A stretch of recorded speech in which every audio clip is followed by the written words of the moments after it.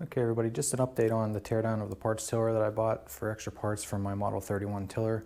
I was able to get it torn down pretty well here. There's quite a few good parts on it that I want to keep for the other tiller, such as the pulleys and sprockets, chain case, things like that. The cover's good, but it's a little bit bent up, so I'm going to have to try to straighten that out. What I really bought this for, as I said in the first video, was the tines. Fortunately, I was able to straighten these out pretty easily. There's not much issue with that. Unfortunately, I still haven't been able to get them off of the shafts, so I'm still working on that. I've tried heating them, penetrating oil, beating with the hammer, and so on. I have some pipe wrenches here that I've been trying to work with, but the problem is that it's really hard to keep the tiller tines from moving.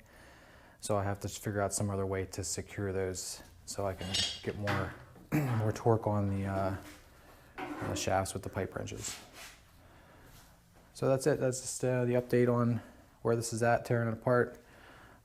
Today I'm going to go ahead and take the other one off of the tractor, set it aside for now since I'm really not doing anything with it while I work with this parts tiller.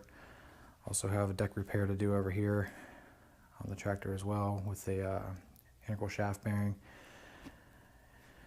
So yeah, that's it. Stay tuned for more videos on this tiller here. If you have any suggestions on any help in getting the tine shafts apart, by all means leave them in the comments. Thanks for watching.